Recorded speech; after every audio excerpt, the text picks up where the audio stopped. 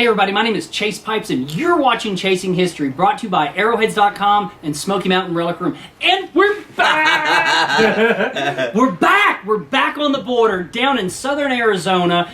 We're in Bisbee, next to Naco, next to Douglas. We're right on the Mexican border, and we're back again with our good buddy Eddie Rodieck. Eddie, thanks, dude. If you ever, this is the guy. Whenever we go in the desert, this is our guide. Eddie's growing up around here. He's been all over the place, knows all the sites, and we're down here looking for and to tell you the story of the 1916 U.S. invasion of Mexico. Dude, that's such a... Here's what's wild is that's such an amazing history that nobody's really heard of, that nobody's really thought of. But what happened is in 1916, in the build-up to World War I, the United States was staying out of the war. You know, 1914, World War I starts, 15, this is 16. So the war in Europe's already going on, and Britain and other countries are begging the United States, come in the war, come in the war. And Germany, who is the major opponent during that time, is afraid that the United States might enter the war. So what happens is secretly the German government sends messages and communiques to the Mexican government trying to talk the Mexican government into attacking the United States. Yeah, you know, I mean, as a way to keep America out. If America's borders feel threatened, they're not going to send their troops over to Europe. It was a wild little plan by the Germans, and one that we figured out. We intercepted those communiques from the Germans that talked about, you know, getting Mexico involved and starting a war here, and how Germany would back Mexico's invasion of the United States. So when that happened, the United States started sending troops.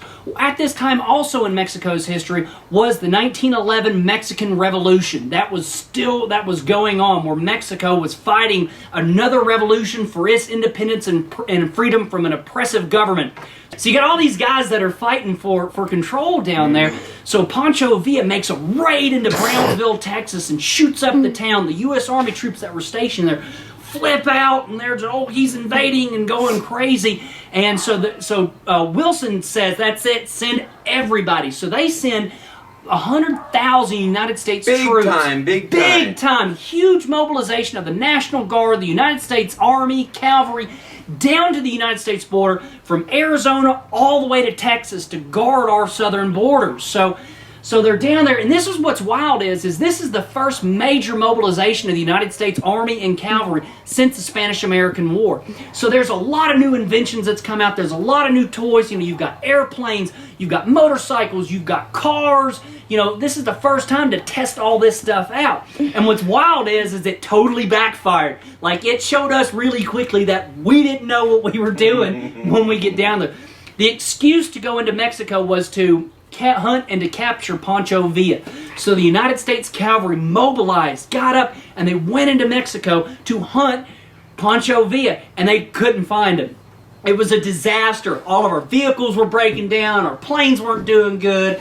You know, it was just a complete nightmare for the United States Cavalry. But this was really, in a sense, the last hurrah of the United States Cavalry. This was the very last campaign that the United States Mobile Cavalry took place on foot in mass like this, which is a really cool thought in and of itself. So, you know, this is a really neat, interesting period of history. So what they did is they established all these forts and all these campsites for all these troops that were rushed down to the border, and that's what we're going to show you. That's what we're going to go out and check out. All the way from New Mexico to California along the border. Yeah, all these campsites. And so, you know, these are major military outposts, you know, with depots and everything, and there are guys there, and they're set up, and they're losing stuff. And that's what we're hoping to find, is some of the stuff. Jump in here and talk about this flag. Absolutely. Anyway, this is Camp Jones. This is one of many camps that were along the border. Camp Jones was one of the most prominent ones, and it's out in a field actually close to, in the middle of Douglas somewhere. You have to have a good eye to be able to find it. And they set up these tents out here and obviously lived their day-to-day lives and went on maneuvers out in the desert, which that photograph booklet over there is going to tell a little bit of a story. Show you that, it's cool. And at Camp Frederick Funston, what's really cool is that we know where exactly where Camp Frederick Funston is, but Chase had pointed out earlier, in In this photograph, you can see the existing road that is still there, and you can see the railroad tracks behind it, and you can see the slag pile that they used to put underneath each one of these tents. When they put their tents up, especially the rectangular tents that we're going to see here, they put about 6 to 8 inches of this volcanic slag or smelter slag underneath it to keep the water and keep the inside of the tent dry. See, that's and genius. We found the sites where these tents were, and you could see the footprints of all these rectangular slag piles that they put their tents on. It's absolutely amazing. We're going to show you guys. Yeah, absolutely. We're going to take you there today and show you what's going on. So what kind of artifacts are we going to be looking for out there? You've got some stuff that you found in the past. Can you show us some of those? Yeah, absolutely. Well, these are a collection of things that the old timers found a long time ago. And these are really cool things. This is particularly related to Naco, Arizona. And it's the 10th Cavalry. You have 10th Cavalry cross sabers, cavalry, dog tags, artillery, you name it, equipment markets. Most of this is 10th Cavalry, and a reunion watch fob, which isn't from Arizona, but it's still an interesting piece to kind of take a look at. After the wars, they got together. The Indian Wars got together. The World War II groups, World War I groups got together, and so did the 10th Cavalry. Now tell us about the 10th Cavalry, because that's a really unique cavalry unit and a really important one in United States military history. Who were the 10th Cavalry? Well, the 10th Cavalry were the 9th Cavalry, the 10th Cavalry, the 24th, and the 25th, which too many people don't know and recall. And they were the Buffalo Soldiers. They were named Buffalo Soldiers by the Native Americans when they fought out here, and they were particularly adapt to the environment, and they were much more rugged than some of the other soldiers too. So these are African American soldiers. You got to keep in mind, unfortunately, the United States military at that time was a segregated military. Yeah, absolutely. And the African American soldiers were segregated into their own particular units. However, they got some of the hardest, most difficult assignments and became some of the best trained, best equipped soldiers in the United States. Best fighters, most heroic fighters. Yeah, actually in World War I don't know if it's the 10th Cavalry, it's one of the infantry divisions where they sent in the Buffalo Soldiers in World War. That's such a cool story. Yeah. They sent in them, and all the other divisions couldn't make it, and this group of Buffalo Soldiers held out and held the line during World War I. They did. They were some of the most incredible troops that the United States had at its disposal at that time. I think if you were a Buffalo Soldier at that time, you not only the fact that you were brave, but you wanted to show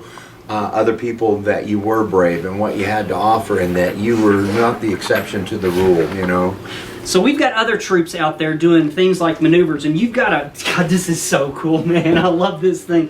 So this is a really cool scrapbook. Absolutely. Tell us about this. Well, this, believe it or not, we got it on eBay.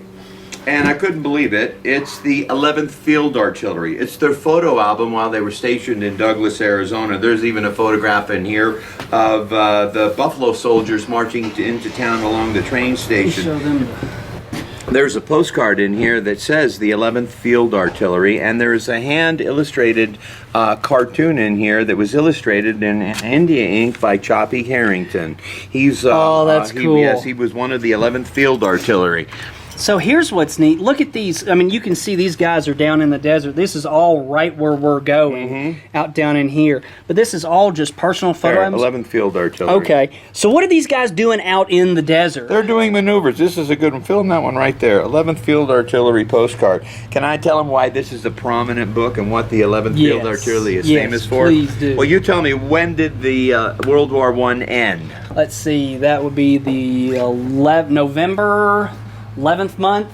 11th month. It ended on the 11th month, 11th year, 11th hour, and guess who fired the last shell of World War I? The 11th Field Artillery. These guys right here. That's so cool.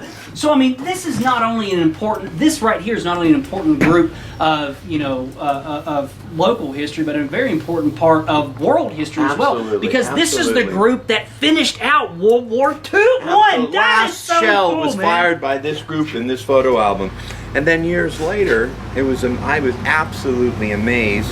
Look at the title of this book.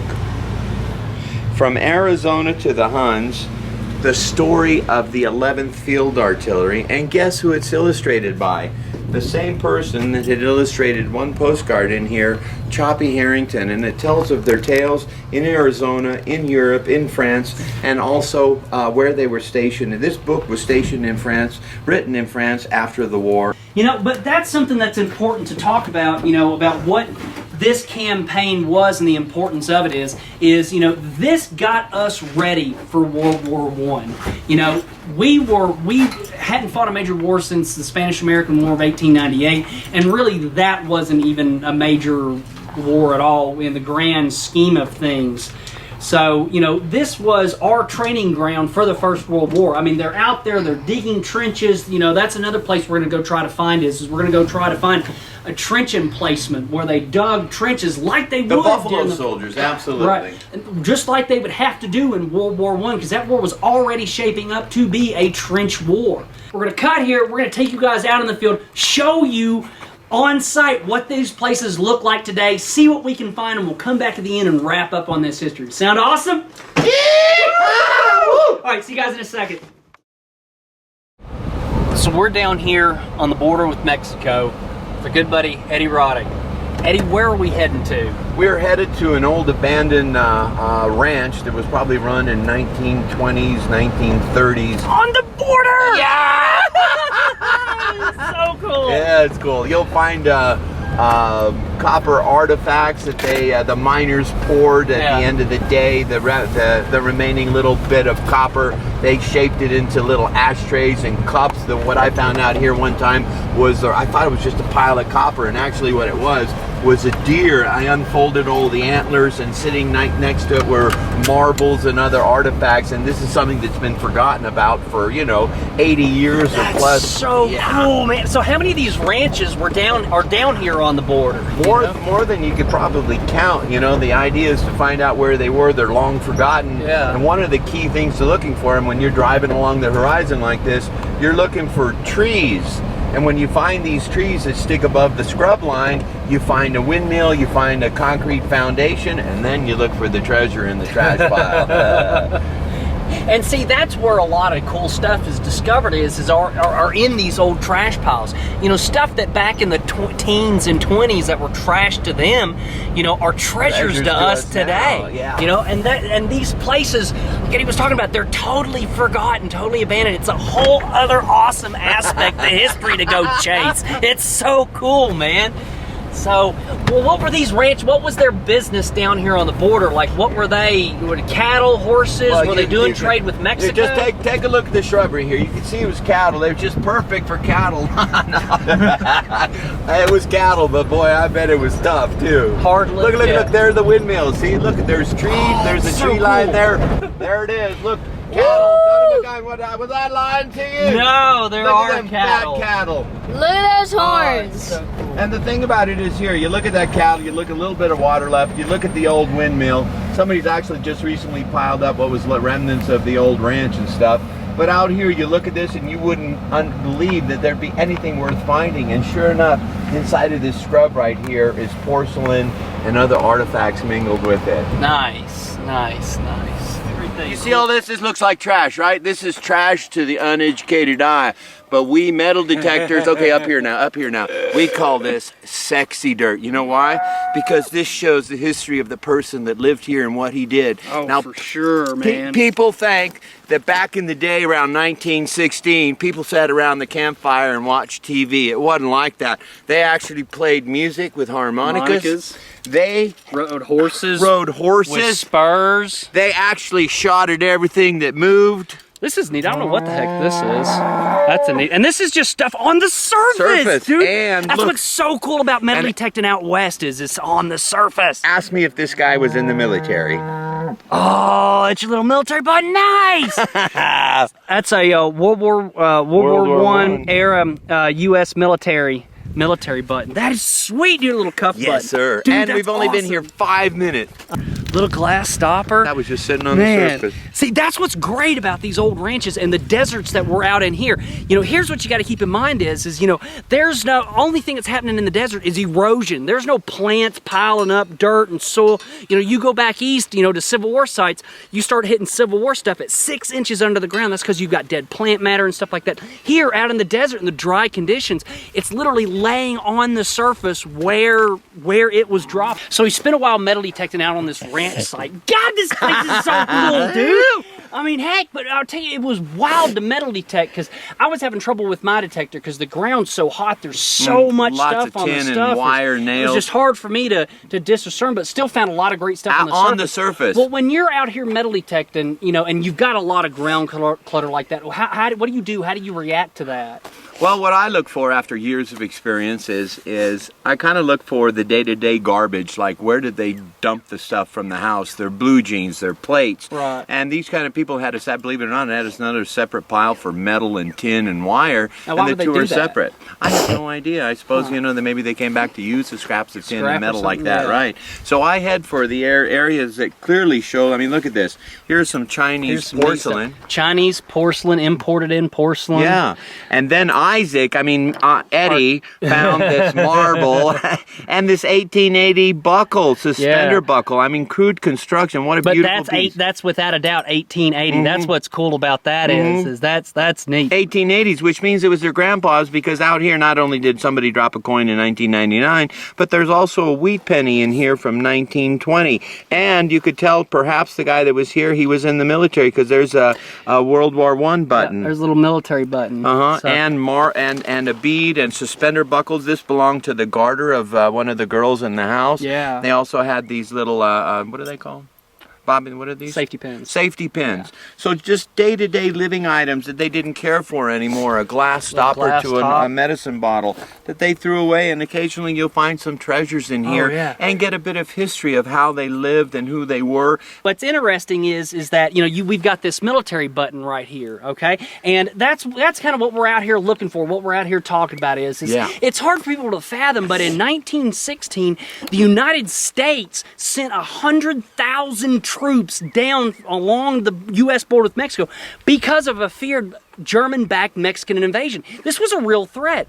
And when Pancho Villa raided over into Texas, into Brownsville, Texas, the U.S. Army used that as an excuse to push in. This was like the last hurrah of the United States Cavalry, you know, to push in and to hunt for Pancho Villa, which they unsuccessfully did. And the border fence is just right over here. And see, right, and that's what we're at. We are literally a quarter of a mile from the border with Mexico. It's right over here where we're at. And we're finding this military stuff, you know, showing that, you know, not only the buttons, but look at this, you know, the 30-06, you know, this is a Springfield 1902 30-06 rifle clip, and those are the bullets that it held, you know, and I mean, there's just gobs and gobs and gobs of them. So, you know, you can imagine the cavalry troops, you know, out here maintaining the border, checking things out, stopping by this ranch right here, checking on their welfare, seeing how they are, see if they saw anything, you know, and losing a little cuff button along the way.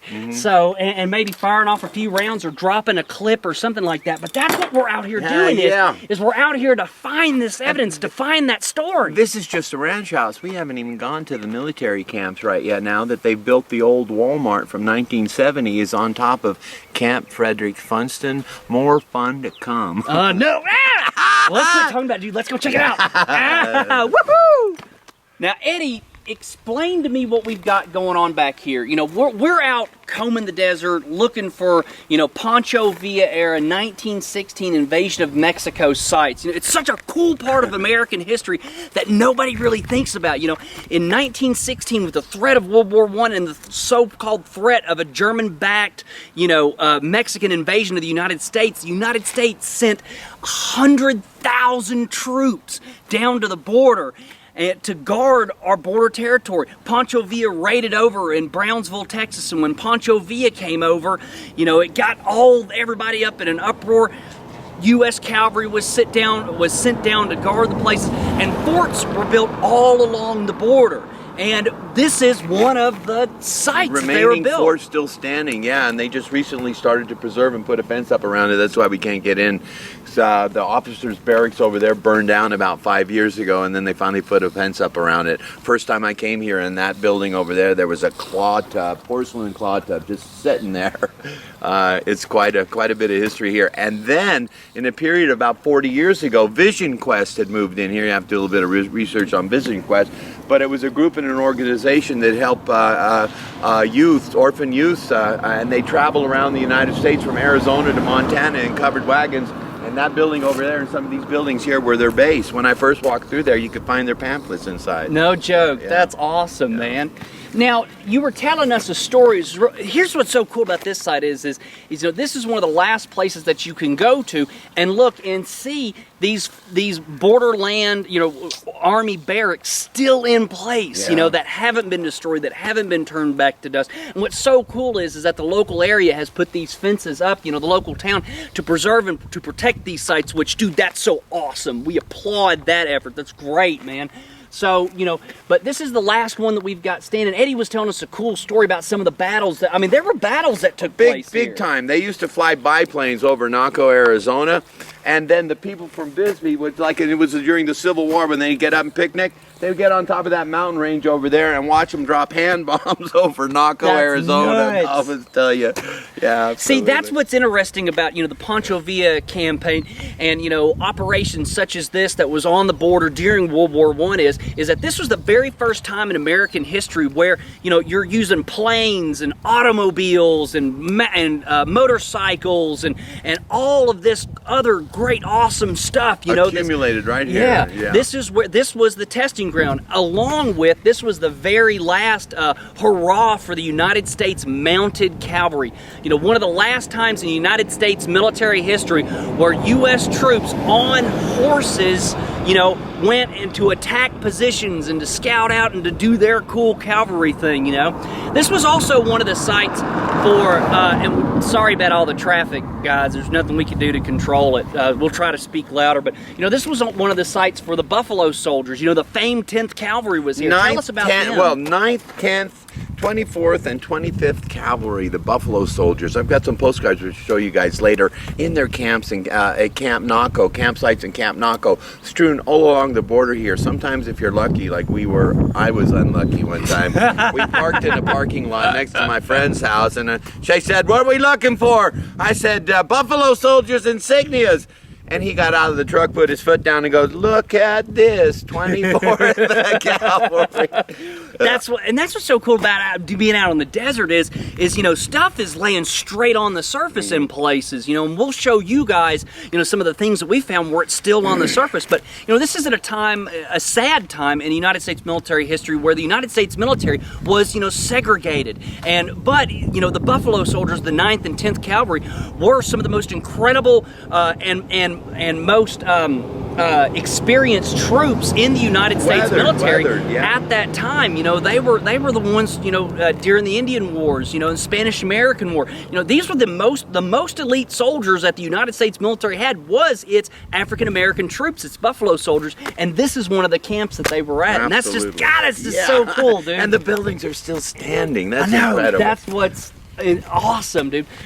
All right, so we've got this snaking rock wall with a little bit of ditch on this side going all the way that way. What do we got going on here? Okay, so this being 1916, this is a rock alignment here. And what's really cool about this, Isaac, move in for a close-up. Move in for a close-up. This is so cool. You see these boulders right here? Wait, before I touch it, I wanna relish the moment. This was placed here by a Buffalo Soldier. Look at that. Oh, my connection to a man that was here in 1916, a Buffalo Soldier.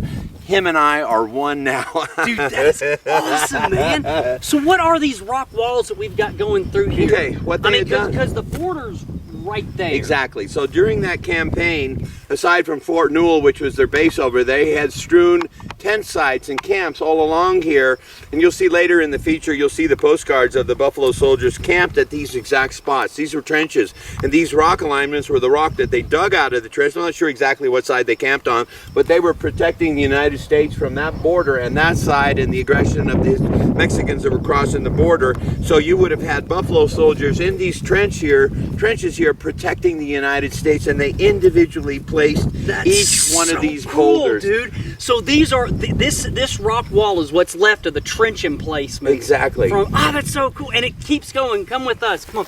You can see rock wall goes through here, and then there's another section of it up here, and it seems like it snakes around like this all the way up to the border. But I mean, look at the work that went into it. I mean, gathering up all the smaller rocks, you know, to make up this defensive wall. I mean, this is so cool, man. And the really cool thing about this is that, you know, then this would have been lost to history. Who would know that this was installed here and it was a trench by the Buffalo soldiers? Credit to the owner of the Gay 90s in Naco, Arizona, and credit to Chase, who's come all the way out here to record this, because in another 50, 60, 30 years, who's going to know? Anybody hiking out here, going on this ranch, who would know that this was installed by the Buffalo soldiers? Well, and right, you know, and you've got a really good point, because, you know, the rancher that owns this property now, you know, they're kind of leveling off and erasing and turning these scrub brushes into pasture. Exactly. And they're erasing away any and all evidence. So as far as we know, this right here, what you're watching, could be the only recording of these Buffalo soldiers entrenchment that was put here to protect the United States border from a possible German-backed Mexican invasion. To me, that's just so cool, dude. And it's right here, man. This is awesome. And now saved forever. And now saved forever. All right. So you guys know on Chasing History, we don't have any script, any agenda, anything. The only thing we're trying to do is just show the history that's here. So Eddie and I are walking out, and first off, real quick, I look down and say, "Hey, look, there's an arrowhead."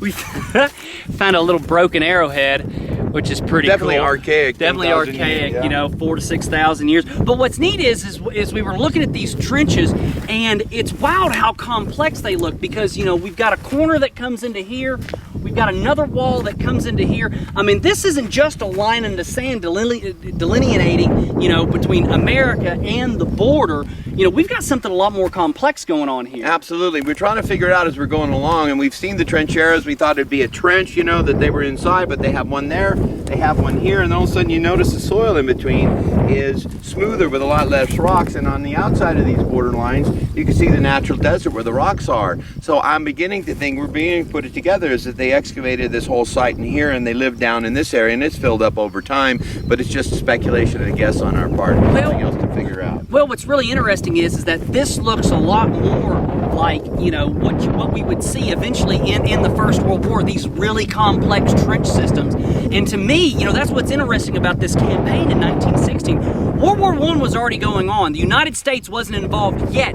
but we were getting our military ready to go over to Europe to fight these trenches warfare. And this seems to be the very first full-scale practice of, you know, this trench warfare. How do you make complex trench systems? And this is evidence of, you know, here they're working trying to figure out these complex trench systems. And dude, that's cool. That's awesome, man. That's cool. Let's walk and show you guys. Come on with us real quick.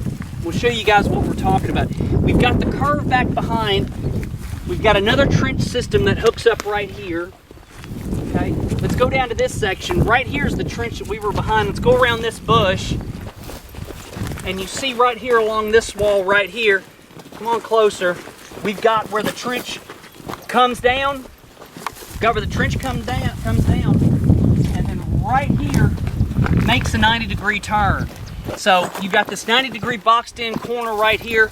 You've got more complex trenches. With an opening over there getting into this area. So that was the opening of going into this broad area over here. You see the two walls are not connected. I would imagine that they would have walked in through there to get into this area here. You know, what this will definitely take is this will definitely take a return visit. The thing about this is that it'll take time. What we need to do is we need to get an aerial view and try to remap out these trenches. So that's, to me, that's awesome, dude. You know, if we can get an aerial view and try to map out out and see what this trench system was like in 1916. One thing that's really important that I want to show you guys really quickly is this little arrowhead that I found. We want to put it back where it was. Now that's something that's hugely important that you do on sites like this that you're checking out, because you want to leave the history undisturbed. Just like we're not going out and ripping up this wall, taking souvenirs home.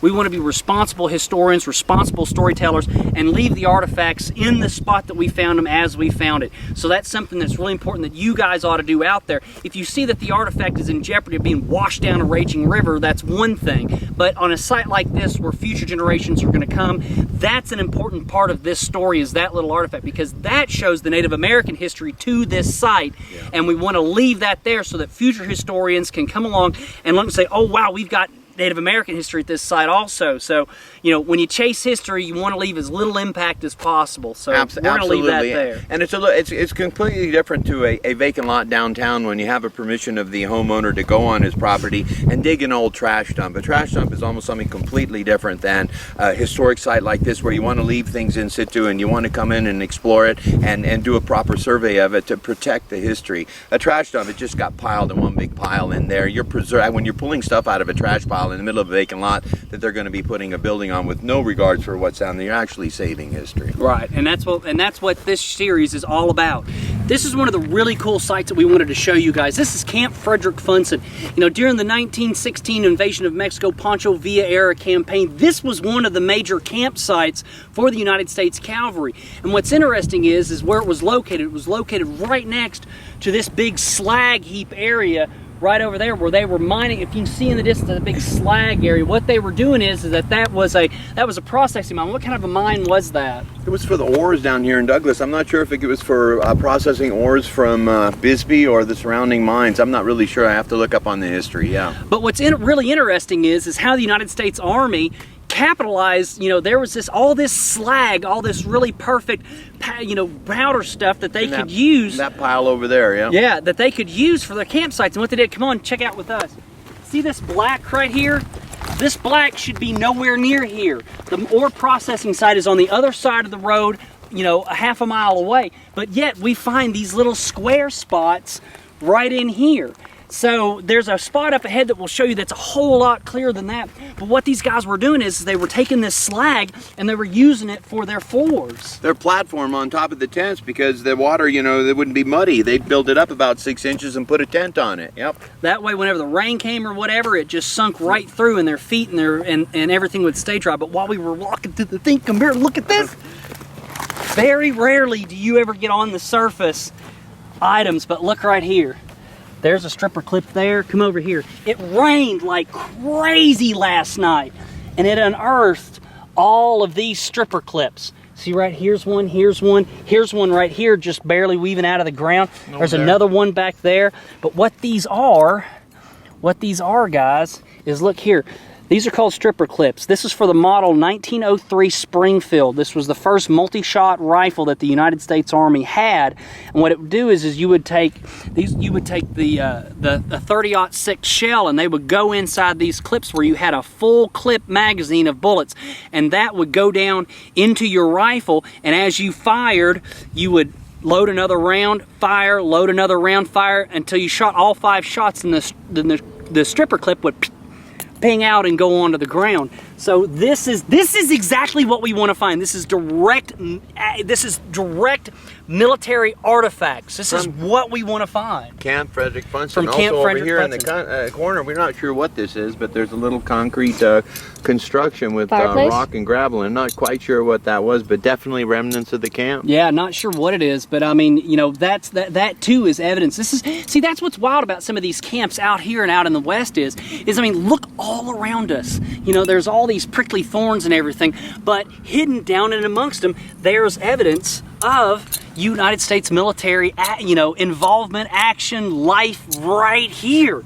You know, and the border, we're just a mile away from the Mexican border. I mean, it's just right over there. So it's Camp Frederick Funston. This is another one of those places where, you know, the United States military set up a camp. You know, there were thousands of troops here, you know, and the evidence is still, you know, discernible. You can still see it. So what we're going to do is we're going to go this way a little bit, and we're going to show you guys one of the hut floors that's so obvious you can't miss it. But man, it's so cool. This is a tent row right here. We're going to see rectangles with the lava rock on it, where you could clearly see there were about 6 or 7 tent sites through here. And at the end of the day, we'll show you the photograph, the yard-long black and white photograph of Camp Frederick Funston, which is one of the only ones I've ever seen. And you're going to be able to delineate and see these tent sites that we're going to walk and take and show you today. You'll be able to see where the buildings for the smelter were still standing. You're going to be able to see this road that's on our south side. All of this evidence, and this is the artifacts and the remnants of what's left.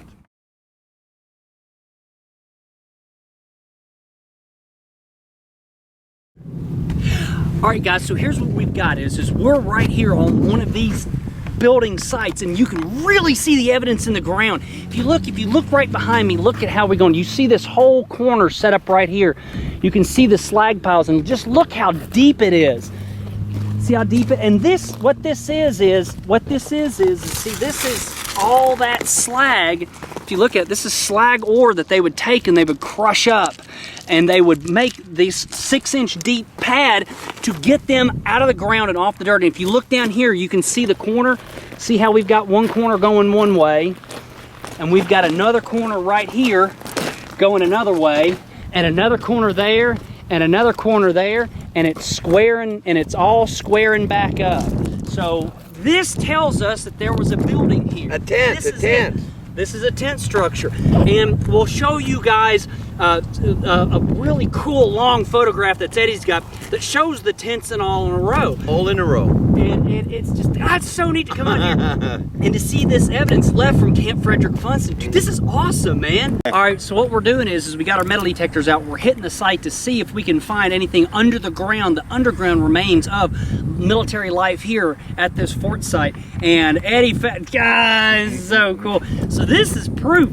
Only the ladies wore these. This is proof that they were sneaking girls into their dorms when they shouldn't have. Those are garter laces that would pull their stockings up and hook it to their waist. That's say somebody got a little frisky when they shouldn't. And Eddie found this thing. This is really cool. That's a little bird pendant. See on the back. See the wings are crushed out, but show the creme de la creme, dude. Okay, this is creme de la creme, and I got to qualify. You know, we were just out here filming, and somebody drove up and with a radio and asked us what we were doing, and we told him we were filming Chasing History, and he said, I got to check with my superintendent. He said, you guys are cool, and we had metal detectors sitting over there by the trucks, which we left, and he said he didn't care. So we got our metal detectors out, and I told Chase we're not going to find anything out here because the old timers back in the 60s had cleaned it out. There's nothing for years. He's been saying this. You're not going to find anything We're here. driving down this road to the other side. And he's, there's Frederick Funston over there. And, why don't we go there? Old timers killed it. There's nothing left. There's nothing left. And, what do you got? So this guy told us, he said, you can do it here, but you can't do it over there at the slag pile again. That's where they're mining. But check that out. 5th Cavalry, Company K. That's so cool. Cavalry, yeah. And That's show them what awesome. you found, and I'm dying. So here's what I picked up. This is awesome. So, all right, nothing great. A few more of those guys. Nice, you found that. Isn't that cool? Here's a US military cuff button right here. 1916, and a 1908 or 06 Indian head penny. Yep. All right, and here's the other Indian head penny. This is, see when this is dated. This is 1906 Indian head penny. This is exactly the period. It's exactly what we want. This is exactly you know what? period. I think we need to stop metal detecting, go back and do some research, and then I can come back with that information next week while you're in Tennessee and let you know what I found. Yeah. But what's cool is this is proof, this is evidence, that that this was a campsite. You can delineate from looking at things on the surface of the ground. Oh yeah, that's what, and look at the pictures. But when you actually pick up the artifacts and find the artifacts that are just sitting out here in the desert, eroding away to nothing, now the artifacts are saved, they're collected, and they can be enjoyed by people because the information we will put with this will stay with this artifact for the rest of its life, which I think is really cool. Really important. But there's something here that I really want to stress, when you come out on sites like this, and particularly this site, is make sure that you do have permission. All right, so cool. So we're out here. Eddie, we were off metal detector. Come here. Check stuff out. What do we got, dude? This looks awesome. It could be broken, but you'll never know. So far, it looks good. This is a soda pop bottle, 1916. Camp Frederick Funston. Right now, this is a moment that you always should cherish. I'm the first person that touched it since the man that drank this. All right, so I'm going to excavate it. I'm going to pray that it's whole, and I think it's soda pop. We're going to find out for sure. How do you know It should it? say Now, how can you tell it's a soda pop? by the shape and the color and how big it is right now. That makes sense. And it's coming out like soda pop. And wait a minute, he's sending me a message where I'm going to make connections. It's 100 years ago, 101 years ago, and it is soda pop, and it's fizzy. It's fizzy. We're going to find out for sure. Here it is. No! Dude! Let me read it to you. Was I correct? Lucky! Douglas, Arizona, No Soda Works. Dude, that is awesome, man. No, I knew it. I'll let you be the God second one dang to touch dude. it. That's so cool. Stand back here, Here's Stand back here's here. here's the thing is that I knew the top was gonna be broken, the bottom half was gonna be broke all to hell. God, that's nuts, dude. Can I be I the third can't believe. Can I be the third It's- person to touch it? I can't. Yes, Yeah. Isaac, you can be the third person that touches it. Yeah, pretty cool, huh? All right, but isn't that cool? Douglas Soda Works. Douglas, Here's- Arizona. Douglas Soda Works bottle. Man, that's so cool. What kind of soda would this have been in? I don't know, something like Coca-Cola. Yeah, something like Coke or something. Oh, this is so Yeah. cool. And this is right period to this site. And see this varnish on it? This is desert patina. What this is see how the top of the bottle doesn't have anything on it? Because that's what's been on the surface. It's been weathering out and everything. All this down here that you see, when the water comes down, when it hits that soil layer, it's reacting with the minerals in the soil, and the minerals that are in the soil are building up on this bottle that gives it its patina. You know, and see the shine that it's got? It's got a real beautiful purple rainbow shine to it. And a lot of bottle collectors and dealers and whatever and finders, I don't understand why they do it. I think it's ridiculous. But they'll take all this off. Yeah. You know, I mean, that's part of the history is you know, it's got the story of it sitting in the ground for literally 100 years doing its thing. Dude, that's so cool, man. That's awesome. What we wanted to show you is we wanted to show you one of the last in concrete physical reminders of this camp here, Camp Frederick Funston. Now, this was a cavalry camp, and one of the most important parts about the cavalry is their horses. The most important part about having a horse is taking care of it. And what we've got here is, Eddie, tell us what we're looking at here. I believe that we have a trough that they walk the horses in. You can see the metal grates along here so the horses wouldn't slip. There's a metal grate along here, and they brought the horses down here. You be a horse, Chase.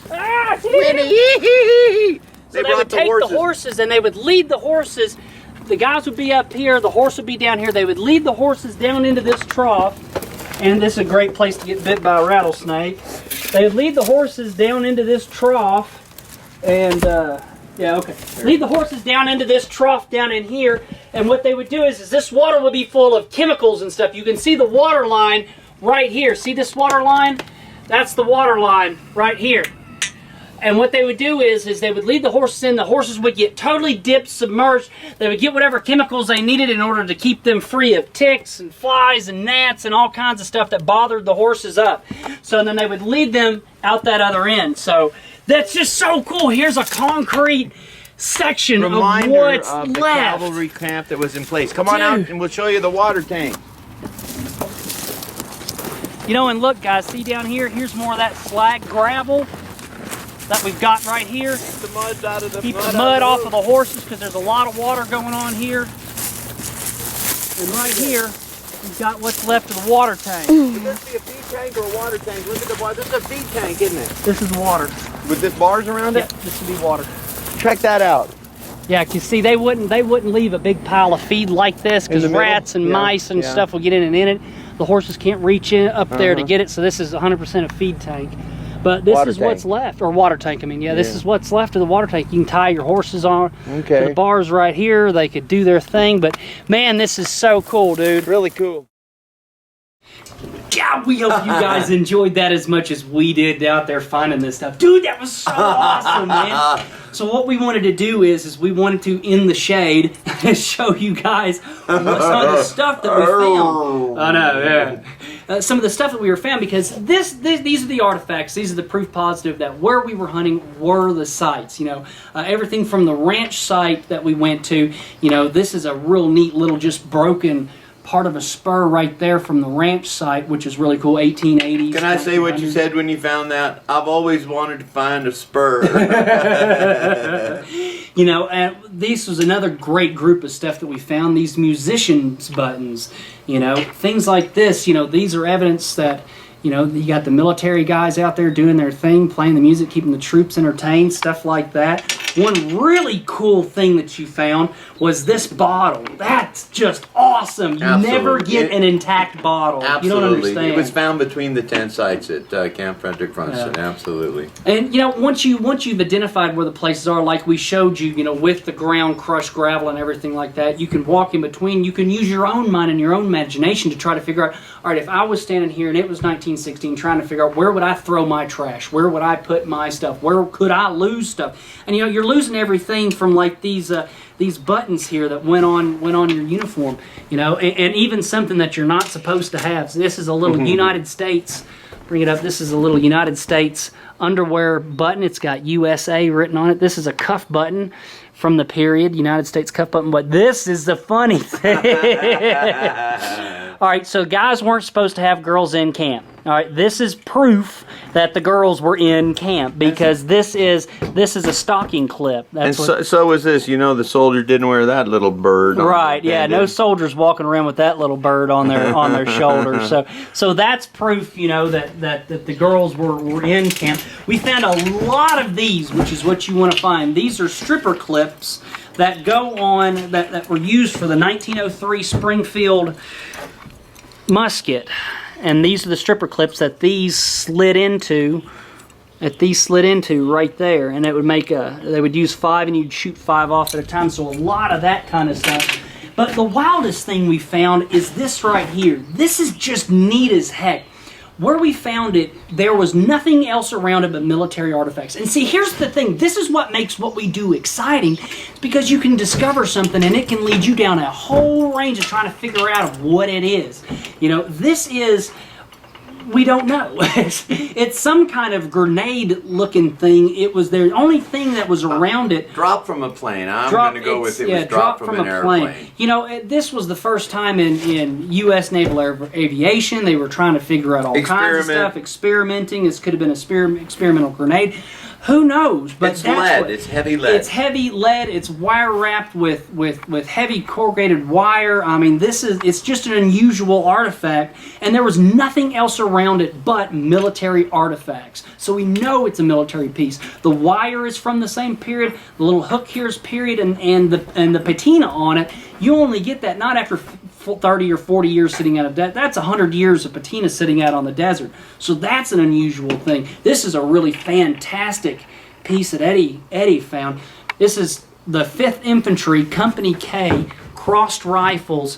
This is their hat pin, hat badge, or collar insignia. This would have gone on the collar badge right there. You think? Yeah, look at the barbs on the back. That's to grab your hat, not your jacket. Well, I'm gonna disagree with you. I don't know about it. This screws on here. Okay, so but a lot of great artifacts, man. This was my, you know, horseshoes, period horseshoes. You know, proof that the cavalry was there.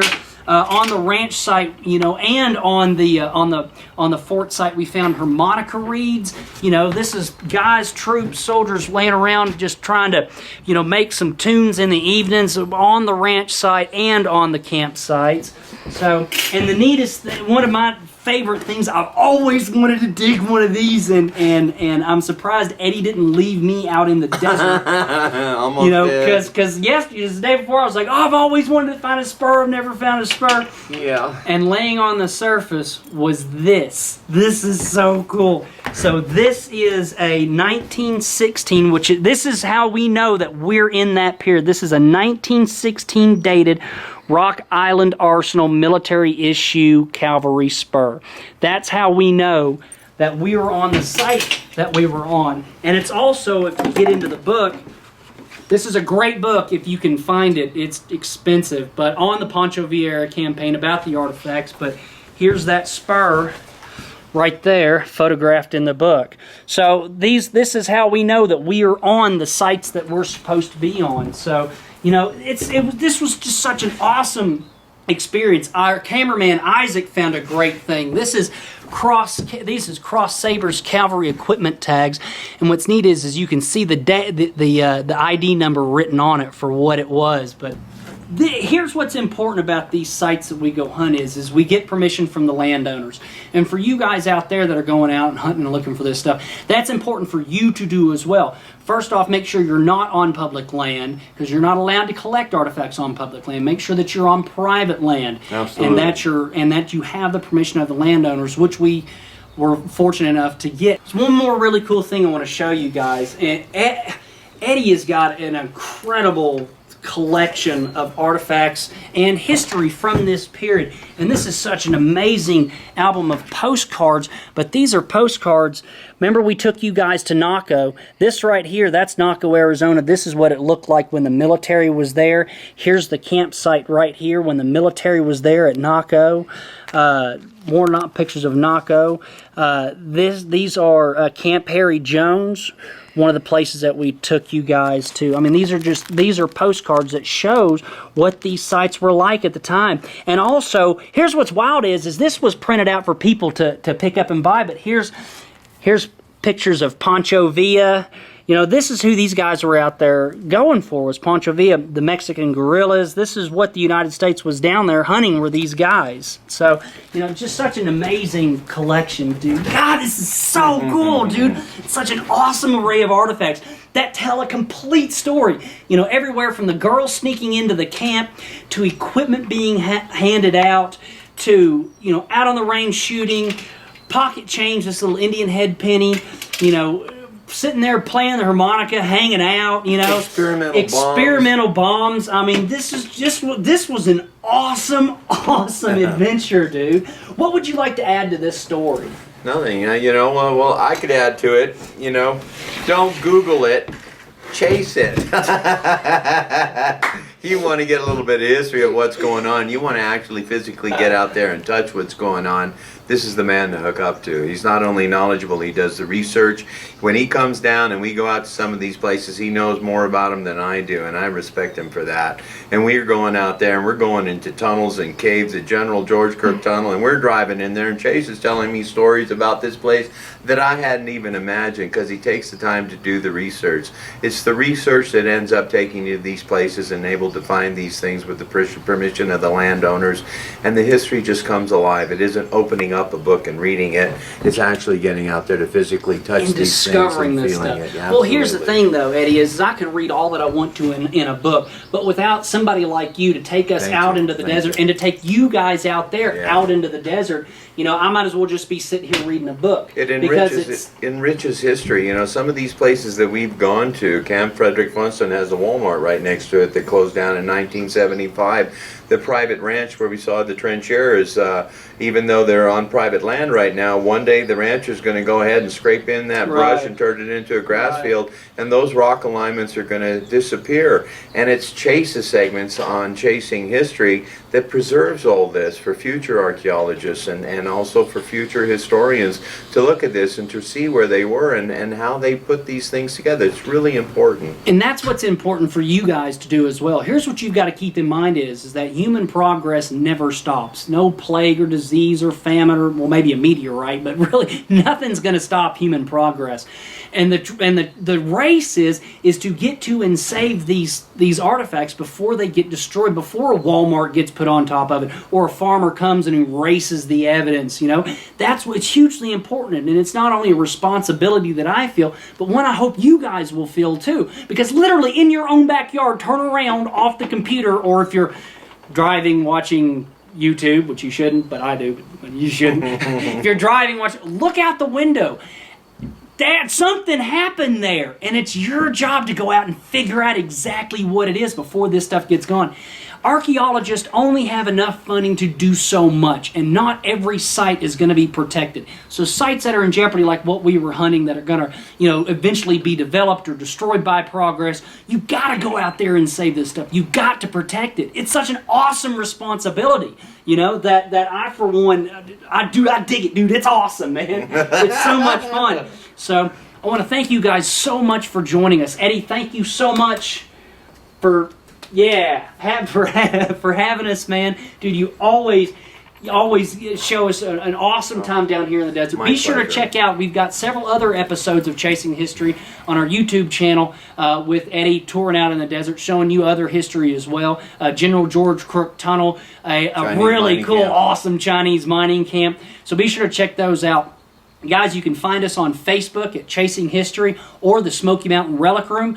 Be sure to like and subscribe our video on YouTube because that makes us know that you guys are enjoying it. And please leave comments, on our episode. Now, keep in mind, some of our episodes are awesomely filmed by my 11-year-old son. And we're out in really harsh, hot, horrible conditions, okay? And the camera... Chase will testify to that. Yeah.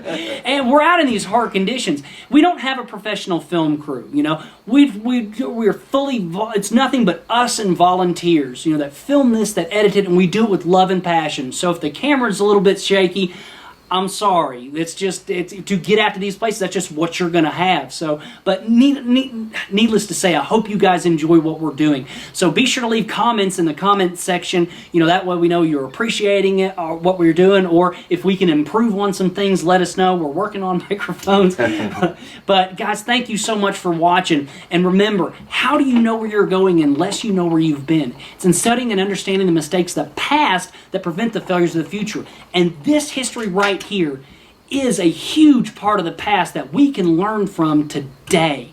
Think about it. Man, thank you so much. I appreciate it. It was great. You guys stay tuned. Oh, we'll never, ever, ever be on Twitter. Twitter's evil and it's awful. That's why. Yeah! Woohoo! History rock! Woo!